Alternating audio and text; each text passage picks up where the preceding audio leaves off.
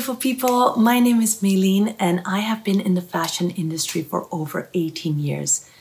And I've also started my own brand called Dragonfly. I began working as a full-time freelancer for a New York company, and it gave me very little time for anything else.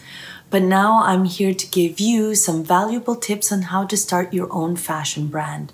Every week or every other week, I'll try to tackle a topic that will break down and help you reach your goals. So grab a pen and a pad and whatever else you may need and make yourselves comfortable. Let's get started on this week's topic. Tech packs.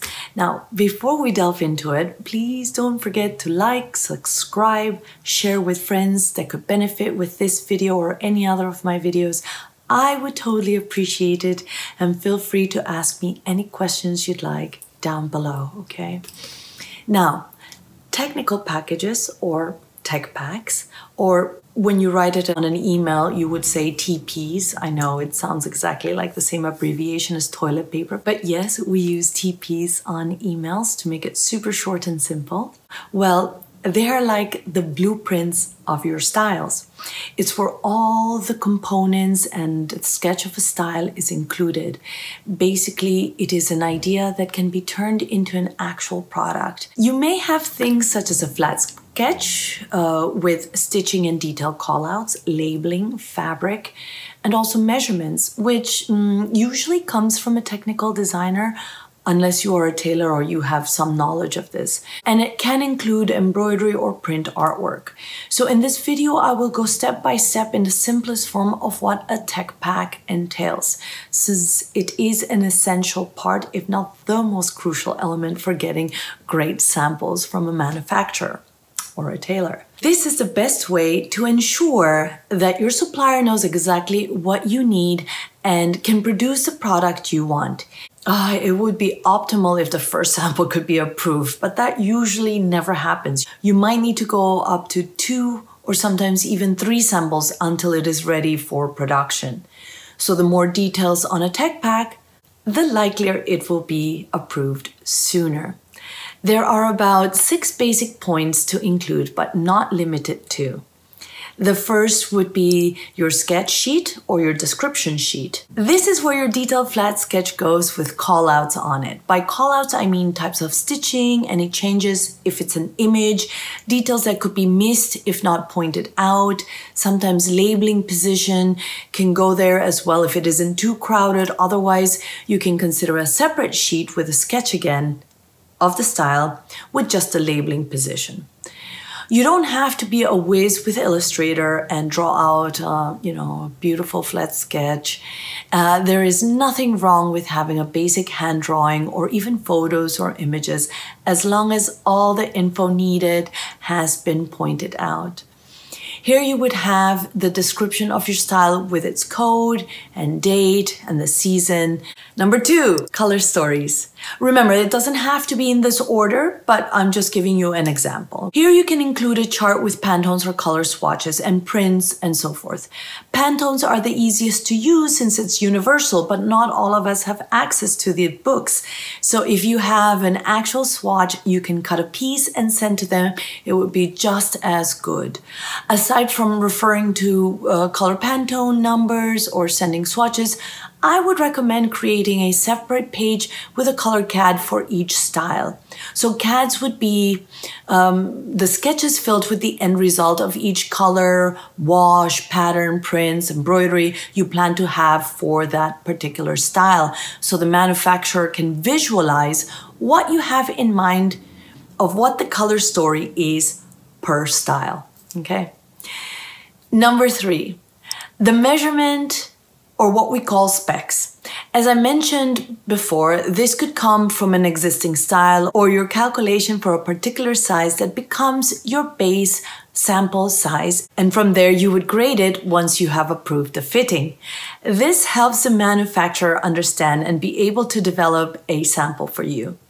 Once again, you don't have to be an expert in it, but at least the basic measurements is needed. Sometimes the suppliers might have something similar, like a template for a basic style, which they can guide themselves with to produce the sample.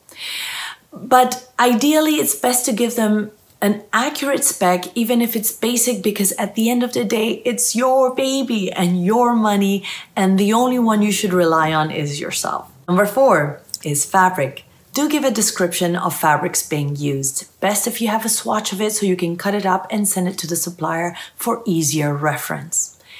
Just like the color story. Although, if you're good with textiles, then you can describe it with the weight, composition, or content, or in any other way that will be as exact as possible to what you're looking for. Also be mindful of any other fabrics that are needed in the style. Whether there's a lining or interface or any additional part that you would consider as fabric should be included in this section. Number 5. Here is where all labels can be included. Be it a woven label, care label, size label, hang tag, joker tag, any trims and so on. By the way, I will do a separate video to show all the little bits and pieces included in the packaging and labeling area. There you will get to see examples of each so you know what I'm referring to. It's best to always have all the labels that you're using in each individual tech pack with their codes, even if it's the only labeling you may have in your full collection, because you never know how many other clients the supplier has, and you want to make sure that once it goes into production, they're using all the correct ones, since they use the tech pack as a reference for the details and not just the sample that has been approved. You can include here a flat sketch with just the label positioning, as I mentioned before, so again it helps with the visualization of it. Remember that a picture is worth 1,000 words, and they may not be fluent in your language. Number 6.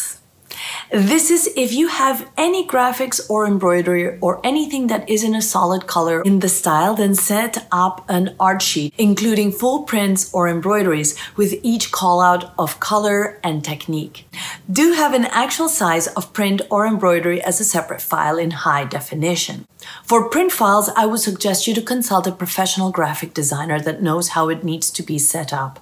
They could also help with the artwork for your labels if you have the budget for it.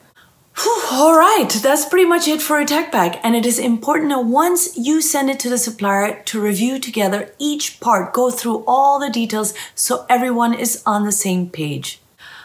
Why don't we review one of the many tech packs that I've done? I'll run through it so you can picture it more clearly. There is really no right or wrong way to do it. I've seen and I have set up many different types of them throughout my career, and as long as you have a comprehensive and concise tech pack, you should be good to go.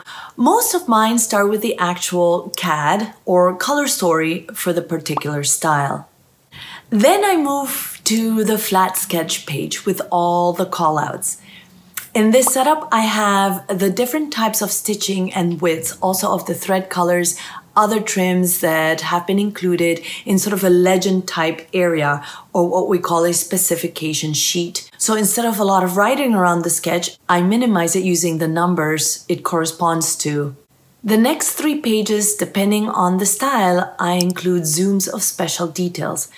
For these jeans, I have the fly, back pockets, and coin pocket.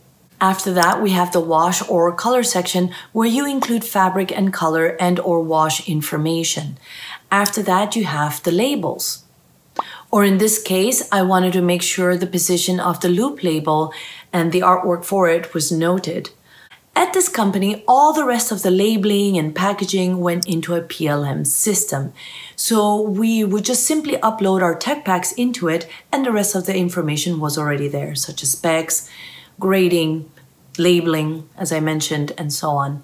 I also wanted to share with you what else you could include in a tech pack once you received a sample and you conduct a fitting. So each style has a record of every fitting you handle. You include dates, when it was received, when the fitting was done, where it was sent to, and from which factory you received the sample from. There you have all the approvals in one place so that you can always refer back to it. Well, my dears, for now I think And I hope I have given you a little more insight on your next step, and it gives you motivation to get started on working on those tech packs. If you have gone through this process already or are in the middle of it, I would love to hear from you, your story, and how you get inspired. And if you can share any of other tips with our tribe, that would be amazing. Do add it on the comment below. And don't forget to like, subscribe, share with friends that could benefit from this or any other of my videos. I would totally appreciate it, and feel free to ask me any questions down below. Kisses, and see you next time.